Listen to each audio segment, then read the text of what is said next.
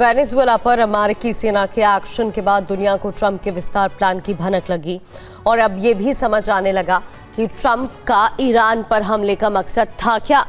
ये हमला कोई ईरान के न्यूक्लियर केंद्र नष्ट करने के लिए नहीं किया गया था, बल्कि ये एशिया तक अमेरिका के विस्तार का एक ट्रेलर था, जिसे अब अंजाम तक पहुंचाने की तैयारी शुरू हो चुकी है और इसके लिए मौका तैयार किया है ईरानी विद्रोहियों ने। आखिर कैसे, इस रिपोर्ट में देखिए।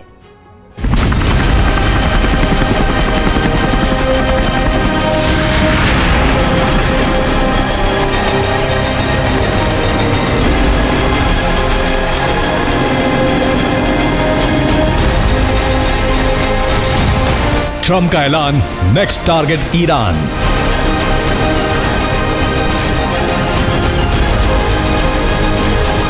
यूएस आर्मी तैयार, एशिया तक विस्तार।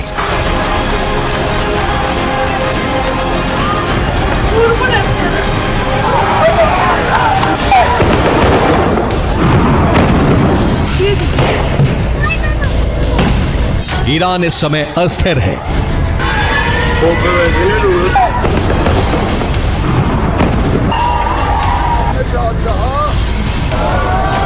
खमरी विरोधी लहर में विद्रोहियों ने ईरान को जंग का अखाड़ा बना रखा है।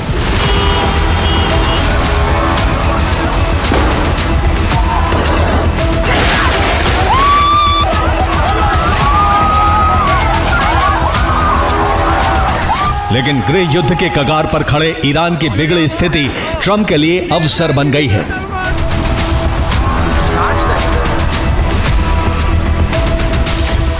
Make Iran great again.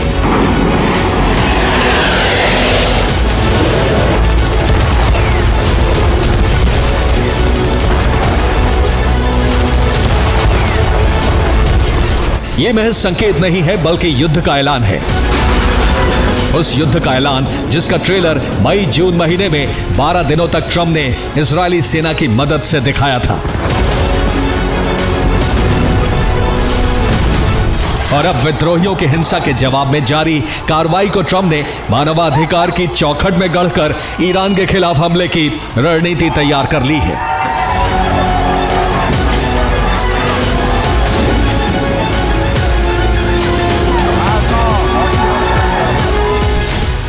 ये मध्य पूर्व की तरफ बढ़ते अमेरिका के कदम और उसकी आक्रामकता का पहला टीजर है। C-17 ग्लोब मास्टर जैसे कार्गो विमान सेना को ईरान तक पहुंचाने के लिए तैयार हैं।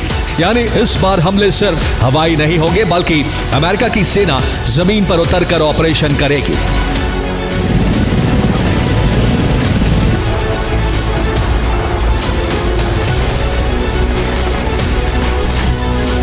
ये वीडियो ओपन सोर्स इंटेलिजेंस है और जानकारी यह है कि सेना उतारने का फैसला 2 कारणों से लिया गया है। पहला, ईरान में जारी विद्रोहियों के समर्थन में अमेरिकी सेना एक्शन लेगी और दूसरा, ईरान के परमाणु केंद्रों पर अमेरिका की जमीनी कार्रवाई।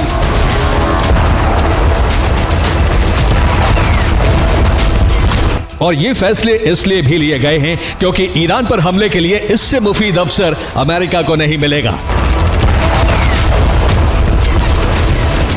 वो ऐसे कि ईरान में विद्रोहियों पर गोलियां चलाई जा रही हैं और अमेरिका विद्रोहियों को समर्थन दे चुका है।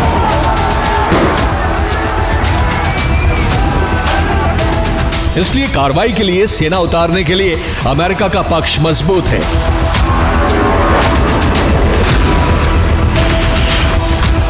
लेकिन इस प्लान का विस्तार होगा वेनेजुएला जैसी कार्रवाई के रूप में।